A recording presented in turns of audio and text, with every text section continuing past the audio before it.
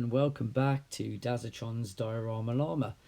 It's been a little over a month since I've last seen you, so apologies for that, and it likely will be monthly videos from now on just because of how busy work is at the moment. But I hope you enjoy this new how to make video. So something slightly different today. So if you've been following the channel for a while, you'll know I'm a big Transformers fan. And so most of my makes up until now have been based on that franchise. So I thought we'd move to something a bit different, still in the 80s. This is what I grew up with. So this is, I'm sure you're aware, He-Man and the Masters of the Universe. And here's a picture of Castle Grayskull from The Art of Masters of the Universe, which is a great book if you haven't seen it. And I would definitely recommend you checking that out. So this is my inspiration for this video. So I'm looking at this kind of concept artwork for Castle Grayskull, and I thought I'd use that to create a diorama base for some of the few He-Man figures that I own. So this is Trapjaw. I'm sure you'll recognise him here. Probably one of my favourite characters from that franchise. So the first thing I'm doing here, I'm taking a piece of styrofoam. This is a 1-inch styrofoam thickness. Just using a regular Sharpie pen just to kind of mark out a rough shape for the base. And as you can see here, I'm looking at the Castle Grayskull reference to get an idea of the brickwork or the stonework. And I'm just adding in some kind of rough shapes, different size, rocks or boulders, whatever Castle Grayskull is made out of. So I'm drawing in a rough idea for that. And you can see here now I've cut out a couple of pieces. I've cut out my base, and then I've also cut out another square of a similar size, which would be the backdrop. So using the electric foam cutter, and again, if you look back on my channel, you'll see other videos where I'll show you how to use this tool. So I'm using the tool to just kind of shape the edge and make it look a bit more interesting. And then on the backdrop here, rather than having it, again, just, a basic square, I want to give a little bit more shape to this. So I'm just cutting away some of the kind of stone shapes, just to make it look more interesting. And I think that looks better as a backdrop. So the next step, once you've kind of cut out your main shapes, is to take the kind of the rod tool. And this is great for just kind of carving out, I suppose, where the grate would be, or the kind of the mortar in between the rocks. Again, just to kind of add in that detail and that texture. You do have to be very gentle and very careful when you're using this tool, as of course it gets very hot and it really easily melts the styrofoam. So I'm just adding, if you like, an outline around each of the stones. Just adding like a cracked stone there, and it's your choice how you want to do this, what shapes you want to use. It's completely up to you. And then I'm just doing the same on the outside, just to add further details, because obviously you'll be looking at this from different angles, so it is worthwhile thinking about that. And then I'm doing exactly the same for the backdrop. And you can see the stones are a bit more interesting here, different shapes, different sizes, and I just think all of that adds interest. And to be fair, you could easily just stop there. You could paint this and it would give you that kind of cartoon feel, which some of you might want to go for.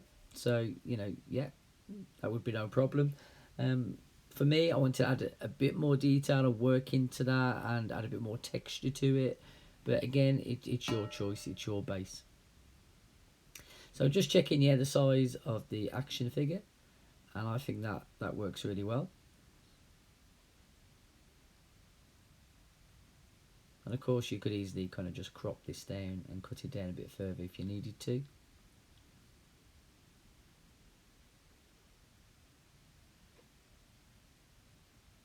So yeah, the next step, once you've just added some of that surface detail, is to go to the files or the sandpaper just to kind of add in some more texture.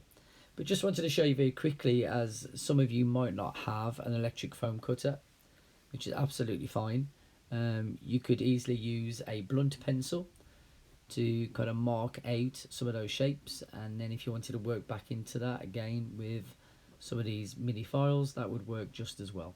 So again, use whatever you've got at hand. I want to make these videos as accessible as possible and as easy for you to make as possible. When it comes to filing or adding extra kind of detail, it's just a case of working between the different files. If you own some of these files before, you'll see there's different kind of edges and surfaces. Some of them are kind of flat-ended, some of them are more rounded, and so just kind of use the ones that work best for you.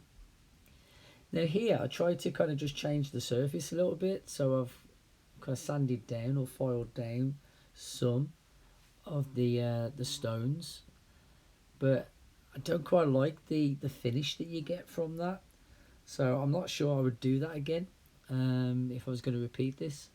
So yeah, just be aware of that.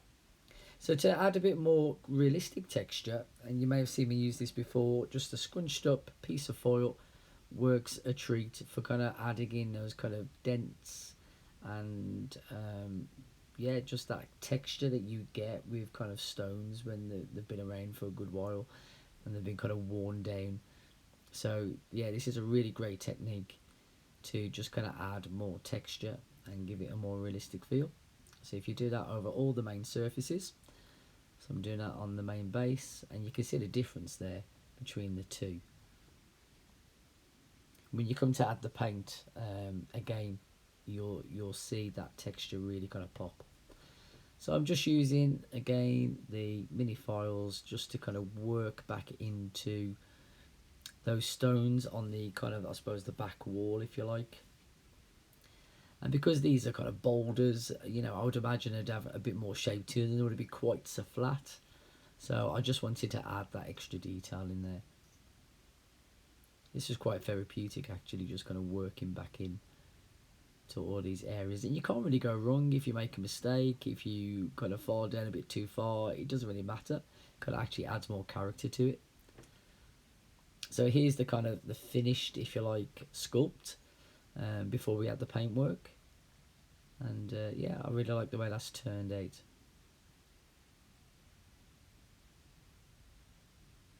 But again, you know, if you wanted the, you know, the simpler or cleaner option that you saw earlier, then you could go for that too. So here I've already added some colour based on the Castle Grayskull colours from the concept artwork and that you would see in the cartoon from the 80s. So that kind of grey, green kind of look that it has. So I'm just going to do the same now to the backdrop. So we will be using acrylic paints, and you'll need a decent sized brush for this. The larger the better, really, to kind of dry brush the surface. So I'm just using a kind of a lime green there, so quite a strong green, more of a teal kind of colour with the blue. So it's not quite a baby blue, it's got a little bit of grey in there, and then also a bit of yellow. So I'm just mixing the blue and the green together and then wiping that off onto a bit of rag or a bit of tissue. And then you're just kind of lightly brushing or pulling the brush over the surface. And again, if you've watched any of my earlier videos, you'll see I've used this technique many times before, and it just works really well. You don't have to take all of the paint off the brush. You've just got to really kind of test it and see what works for you. But you can see already the way this is showing up, the texture of the rocks.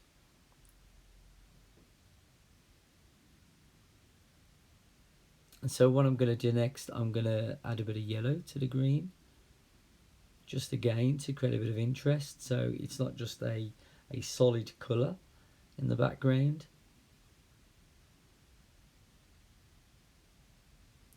Now also I have primed these with a dark grey, so the styrofoam I'm using was already a greyish colour, and you get different coloured styrofoams, so it is worthwhile just giving it a kind of a primer or an undercoat of a darker grey first.